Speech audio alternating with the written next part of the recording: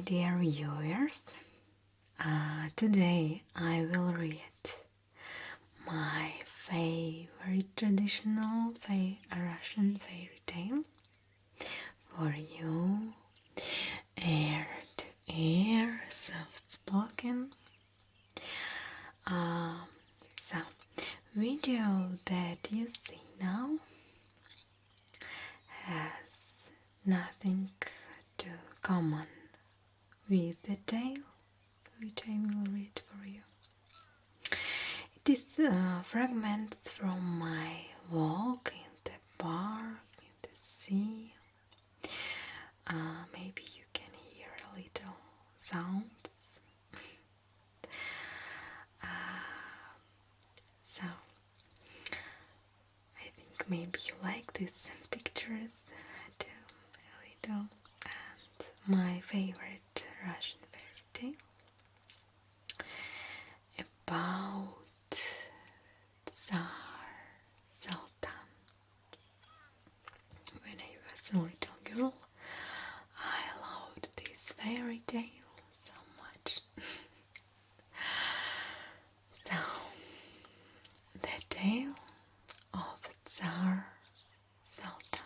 Maybe translate will be not great, and my English as always. I'm so sorry for this. But okay. Long ago, in faraway kingdom, their sisters were outside in the courtyard talking, imagining what they want to do if they were married to Tsar Sultan.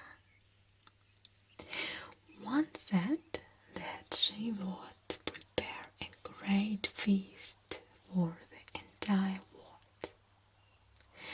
The next said that she would weave linen for the entire world.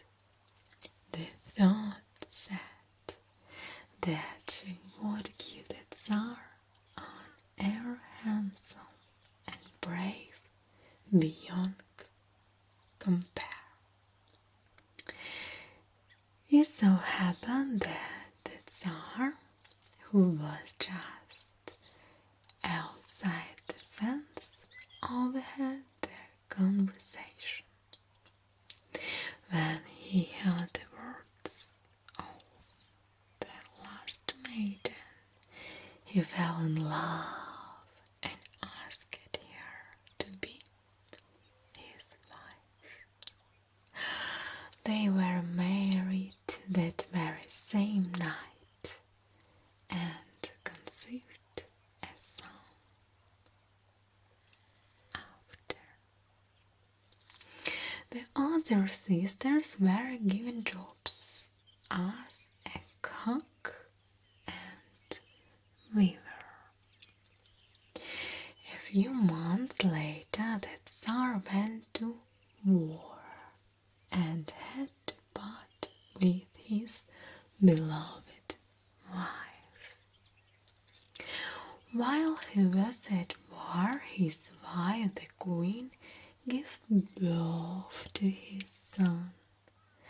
A rider was sent to the Tsar to convey the good news.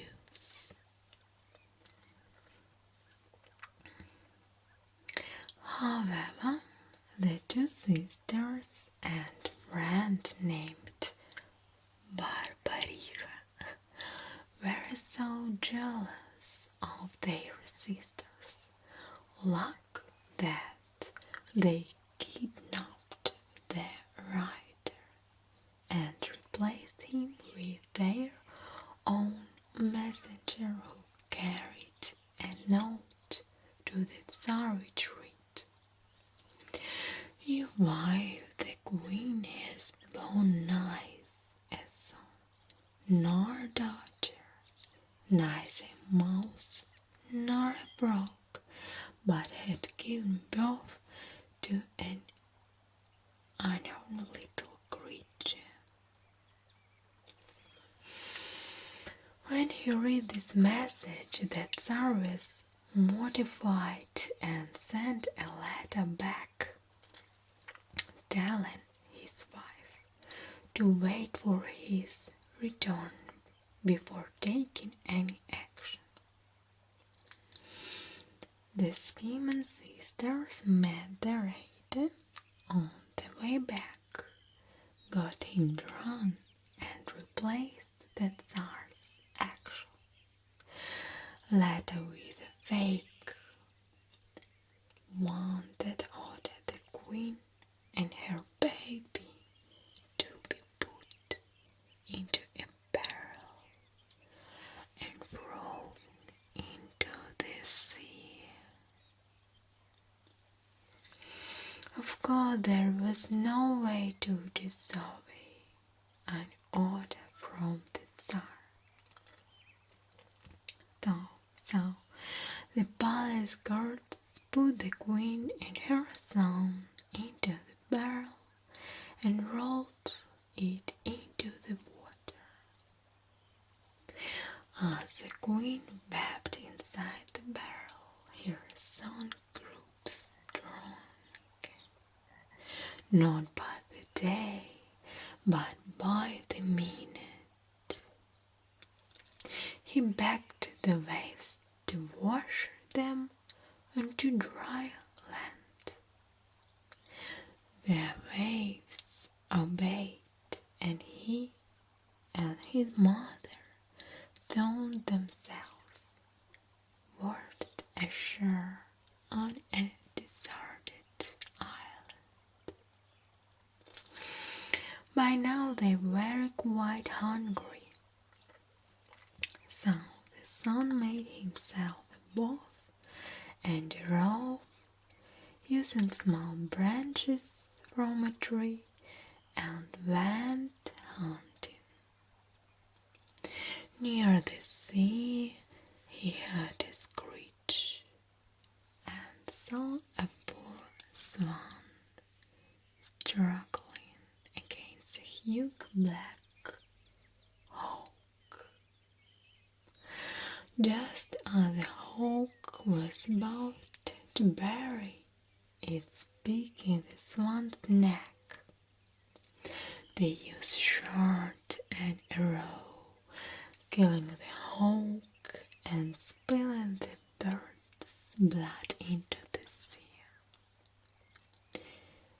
The white swan swam up to the lad, thanked him, and said, "You didn't kill a hawk at all, but a wicked wizard.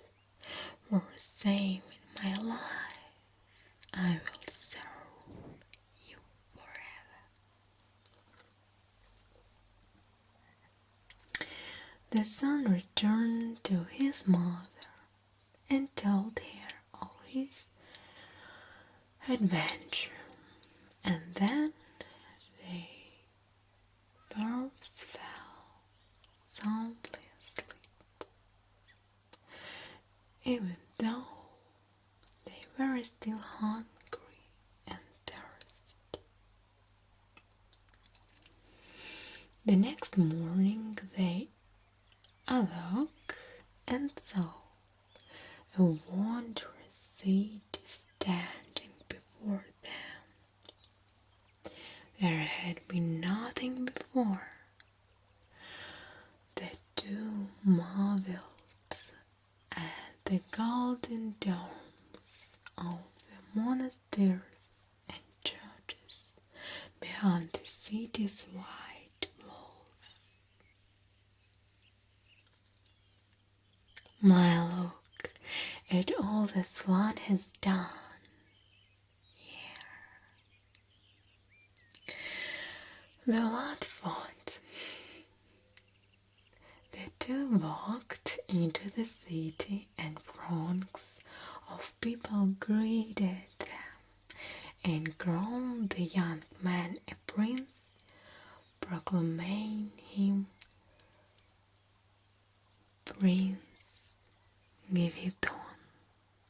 Prince Gviton. One day a merchant ship was sailing near the island when its sails caught a glimpse of the amazing walled city. The city's cannons signaled the ship to come ashore. Prince Gvidon welcomed them and offered them food and drink. He asked what they had for sale and where are they going. Our trade is in furs, they said, and we are headed by the island of Buyan of the kingdom of Tsar Sultan. We don't ask the merchant sailors to convey his respects to the Tsar, even though his mother had earlier told him about the note that led to their expulsion from the Tsar's kingdom. Still, Prince Gvidon was the best of people and could never quite believe that his father could do such a thing. As the merchant sailors were preparing to leave the island, the prince became sad when thinking about his father. "What is wrong? Who are you, so gloomy?" the swan said. "I so wish to see my father, the Tsar," Gvidon replied. Then, with a splash of water, the swan turned the prince into a small nut, so that he could hide himself in a crack of the mast of the ship en route to see Tsar. When the ship arrived at the Tsar Sultan kingdom, the Tsar greeted the merchant sailors and asked them to tell all the lands they had seen. The sailors told the Tsar about the island and the walled city, and spoke of the hospitable Prince Gvidon. The Tsar did not know that his Prince Gvidon was his son, but expressed a wish to see this beautiful city anyway.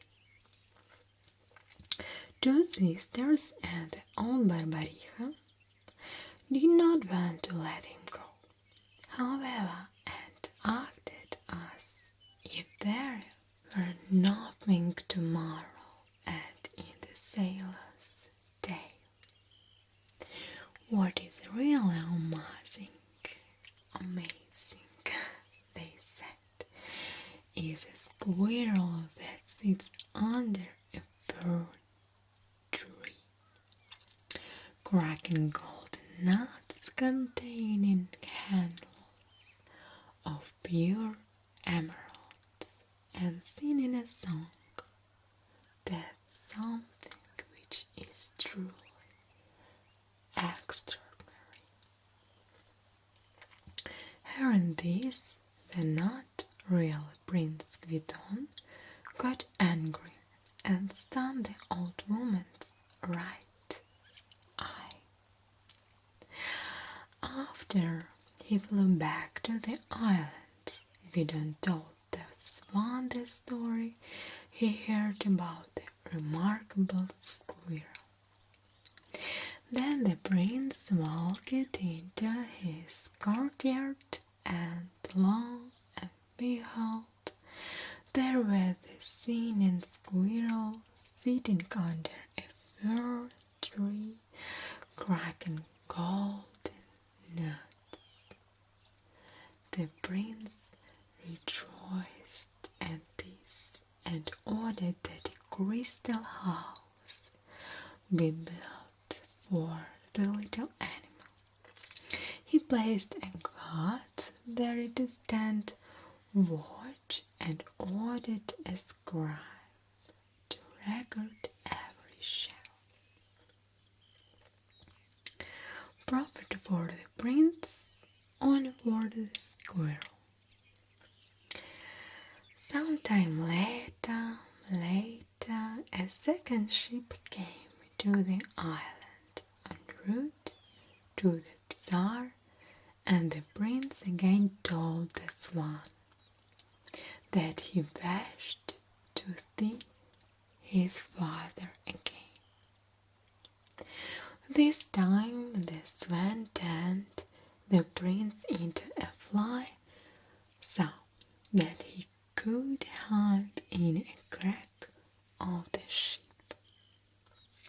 After the vessel arrived in the kingdom, the sailors told Tsar Sultan about the wondrous squirrel they had seen. Sultan again wanted to visit this fabled city, but was talked out of it when the two sisters and Barbaricha ridiculed the sailors' story and spoke themselves of a greater wonder of 33 handsome young knights led by old Chernamor, rising from out of the rage. The flying Vidon became quite angry with the woman and stung Barbaricha's left eyes before flying back to the island. Once home again, he told the swan about old Chernamor and the 33 knights, and lamented that he had never seen such a wonder. These knights are from the great waters that I know, the swan said. Don't be sad, for these knights are my brothers, and they will come to you. Later the prince went back and climbed a tower of his palace and gazed at the sea. Suddenly a giant wave rose high and deep onto the shore, and when it was saw that 33 knights in armor, led by old Chernamor, emerged ready to serve Prince Gvidon. They promised that they would come out of the sea each day to protect the city. A few months later, a third ship came to the island. In his customary fashion, the prince again made the sailors feel welcome and told them to send his respects to the Tsar.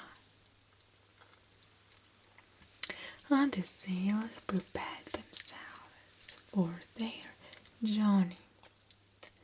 The prince told the swan that he still couldn't get his father out of his mint and went to see him again. This time the swan turned the prince into a bumblebee. The ship arrived in the kingdom, and the sailors told Tsar Sultan about the wondrous city they had seen and how every day 33 knights and old Chernamor walked image from the sea to protect the island. The Tsar marveled at this and wanted to see this extraordinary land, but once again was talked out of it by the two sisters and old Barbariha. They bowed the sailor's tail and said that what was really amazing was that beyond the seas lived a princess so stunning that you couldn't take your eyes off of her. The light of day pales against her beauty. The darkness of night is lit up by it. When she speaks, it is like the murmur of a tranquil brook. Now that's a marvel. Without the bumblebee got angry at the woman once more and stung Barbariha on her nose. They tried to catch him, but don't avail. He was safely on his journey back home. After his arrival there, Gvidon strolled out the seashore until he was met by the white seaman. "Oh, so gloomy this time," this one asked. Gvidon said that he was sad because he did not have a wife. He really did. The tale he had of the beautiful princess whose beauty lit up the darkness, whose words flowed like a marmite brook. The swan was silent for a while, then said that there was such a princess, but a wife, the swan continued, is no glow that one can simply cast from one's hand. Without sight, he understood, but that he was prepared to walk the rest of his life and to all corners of the world to search for the wondrous princess. And this, the swan sighed. There is no need to travel. There is no need to tire. The woman that you desire is now yours to spy. The princess is I. With this she flapped her wings and turned into the beautiful woman that the prince had about. The two passionately embraced and kissed, and Gvidon took care to meet his mother. The prince and the beautiful maiden married some evening. A short time later, another ship came to the island. As usual, Prince Gvidon welcomed the sailors, and as they were leaving, he asked the sailors to send his greetings to the Tsar and to extend an invitation to him to visit. Being happy with his new bride, Guidon decided not to leave the island this time. When the ship arrived at the kingdom of Tsar Sultan, the sailors again told the Tsar of the fantastic island they had seen, of the singing squirrel kraken, the golden nuts, of the 33 armored knights resigning out of the sea, and of the lovely princess whose beauty was beyond comparison. This time the Tsar would not listen to the snide remarks of the sisters and Barbaricha. He called his fleet and set sail for the island immediately. When he reached the island, Prince Guidon was there to meet the Tsar. Seeing nothing, Guidon led him, along with his two sisters-in-law and Barbaricha, to the palace. Along the way, the Tsar saw everything that he had heard so much about. There at the gates were the 33 knights and old Cinnamore standing guard. There in the courtyard was the remarkable squirrel singing a low song and gnawing on a golden nut. There in the garden was the beautiful Princess Guidon's wife, and then the Tsar saw something unexpected. There, standing next to the princess, was Guidon's mother, the Tsar, long-post's wife. The Tsar recognized her immediately, with tears streaming down his cheeks. He rushed to embrace her, and years of hurt were now forgotten. He then lighted Prince Guidon with his son, and the two wrapped their arms around each other as well. A merry feast always held. The two sisters and Barbaricha hidden shame, but eventually they were found. They burst into tears, confessed everything, but the Tsar was so happy that he let them all go. The Tsar and the Queen and Prince Guidon and the Princess lived the rest of their days in happiness. So, on this note, thank you so much.